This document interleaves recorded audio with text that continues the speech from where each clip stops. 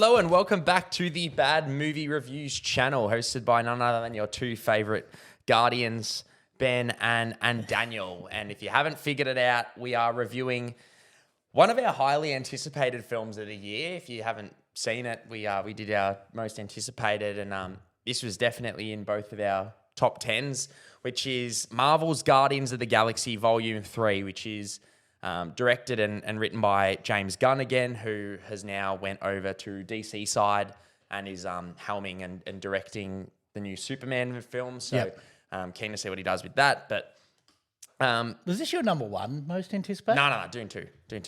Stupid comment. How to ask.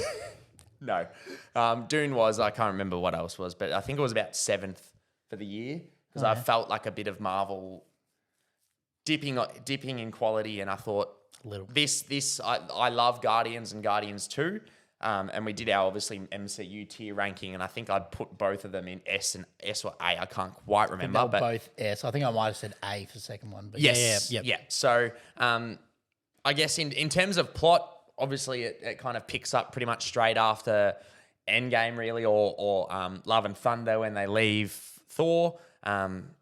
And basically, I won't sort of really go into too much plot information because it's kind of hard without spoiling, I guess, the main sort of whole plot of the film, which isn't really shown in the trailers. But I guess if you're watching this movie, or if you're watching this review, even seeing the movie, you probably have a clue anyway. So yeah. Without further ado, I'm keen to chat about it. What did you think of Guardians of the Galaxy Volume 3? Look, I have a lot of thoughts on this film, actually. So that wasn't a good start. But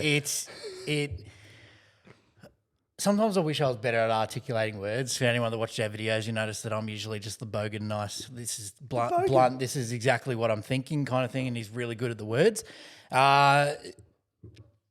This might be my favourite Marvel movie ever. Yeah, okay. I did not expect you to go there when you literally started. I asked you how you thought about the film, and you said, well, I have a lot of words. Like, that's usually what I said going into reviewing fucking 65. Like, watching the trailer, now reflection after the film, it gave probably nothing away.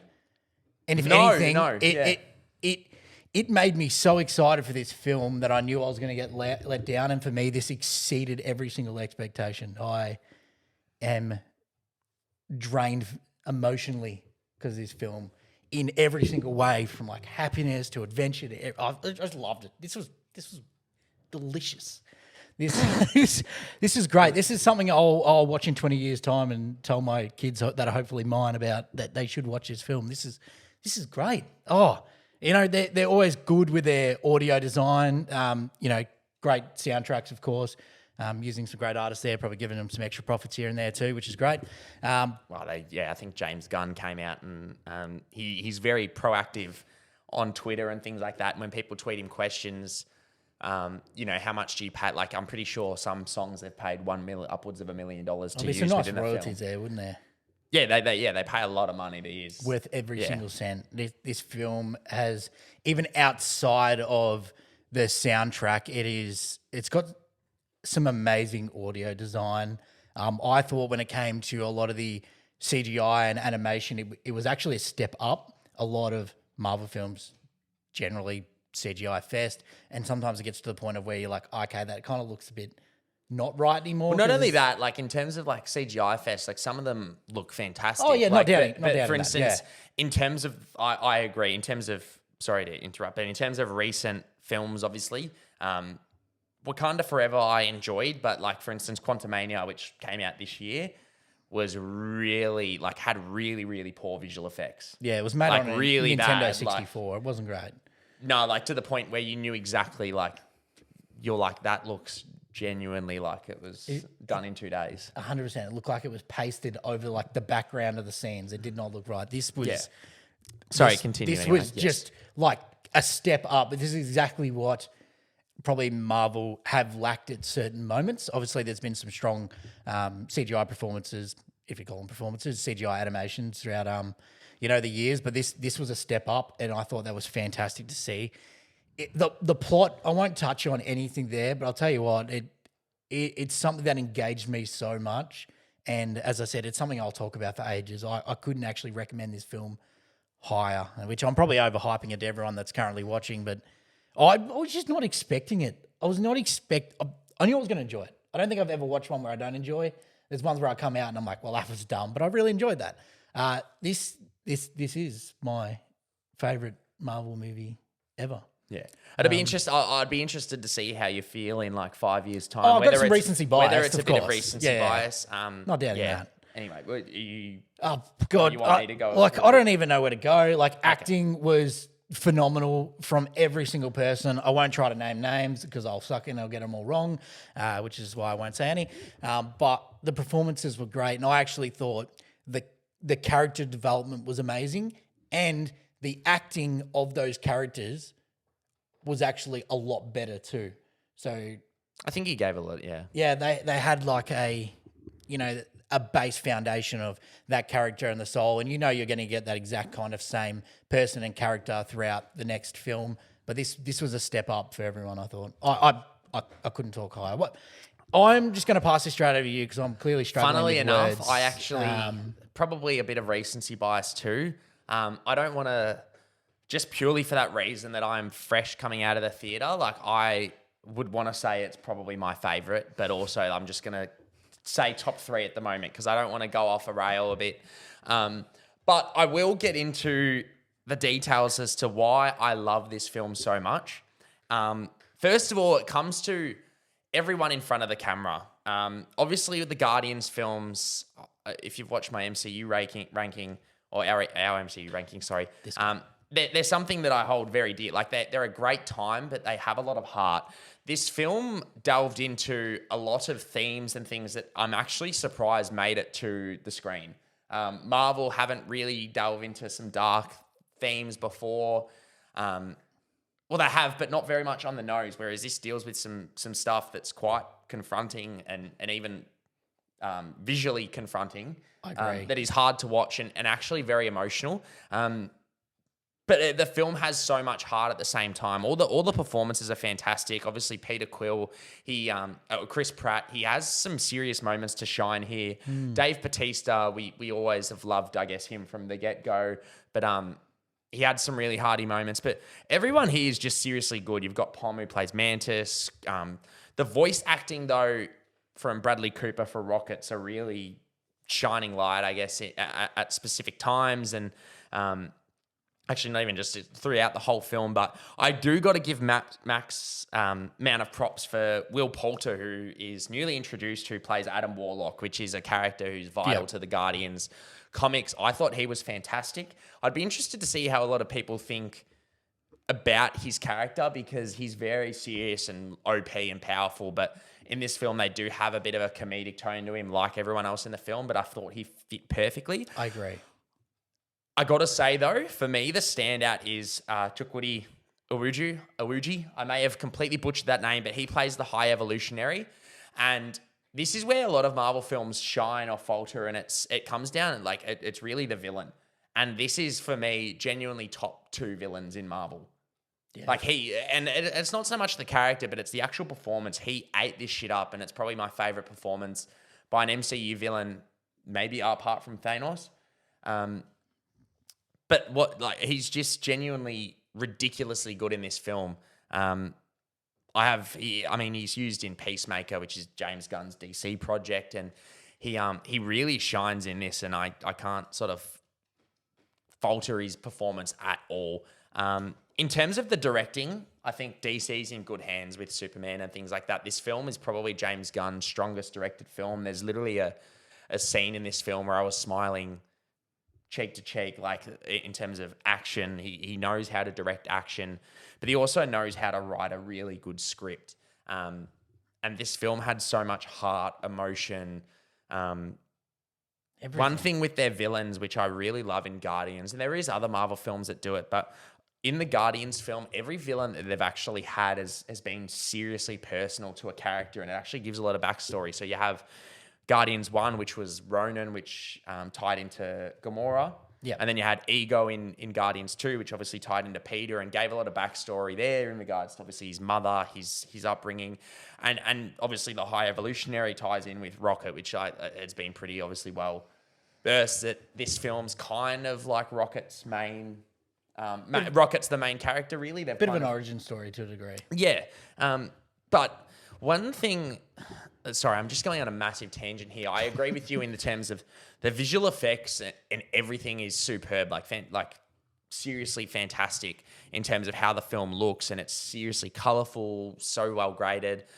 The one thing that I got to give props to James Gunn, because there's probably no other director that I can really think of. There's a few. Matt Reeves probably did it in the Batman, but not a lot of directors out there actually use music to heighten their film. A lot of them might use score or like chuck a song in the background. This film and the Guardians films and even James Gunn's The Suicide Squad, he uses music to almost elevate the film and uses it as a forefront to the whole scene and things like that. And I think he's come out and said that he writes scenes with music in mind, and it's so easy to tell. And one thing you actually find, and even when you realize, when you look back, it's like if you think of a song, I could think of a song that's been in 500 movies, right? But if you tell me like Mr. Blue Sky or the dun, dun, dun, dun, hey, it's like the first thing you think of is in that scene in Guardians where he's listening in his Walkman and he's and it's like he's able to relate music to this film so well, and I give him serious props. But one thing I think I genuinely will sit and probably reminisce about is, for me, genuinely, like I'd put this very high in like almost the top 3 trilogies of superhero films. But not only that, just in terms of a standalone trilogy, like I'd put this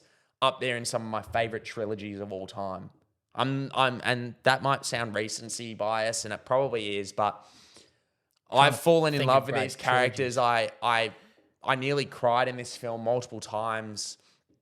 I laughed in this film nonstop. He has a way of comedic writing and directing the shit out of the film and getting the best out of his actors. And that's so clearly evident over the past Guardians film. But you've obviously seen him direct The Suicide Squad, which I also loved. Even Peacemaker, which is obviously John Cena. Like, that TV show was fantastic. He just has this ability to bring the best out of his actors. And man, I don't know where I can sort of stop talking about this film. That I guess one of my biggest pros for the film as well is we've sometimes felt, and we've kind of said this evidently with Ant-Man, is it's almost as if a lot of Marvel films that have come out recently have just been kind of like a chess piece in the whole board. And like Ant-Man was, here's Kang, which at the moment, obviously, we don't know what's going on with that situation. Yep. Kang, great character in general, though. Regardless, we won't touch on that sort of.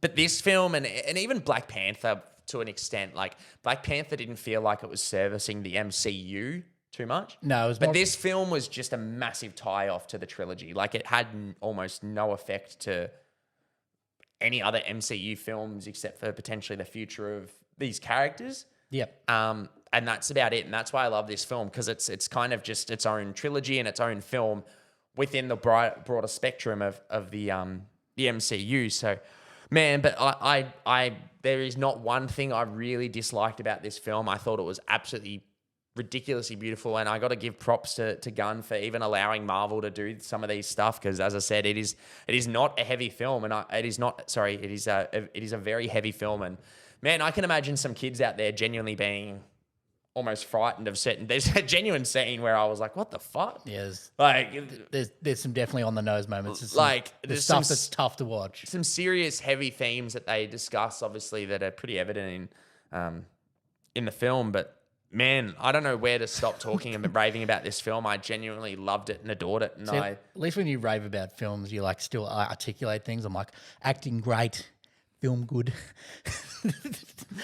But no, the film made me emotional, and I'm keen to see what happens next with these characters. And there's probably only one major downside I have about this film, actually, if I'm supposed to touch on thing. And I thought about it a lot more as you've talked.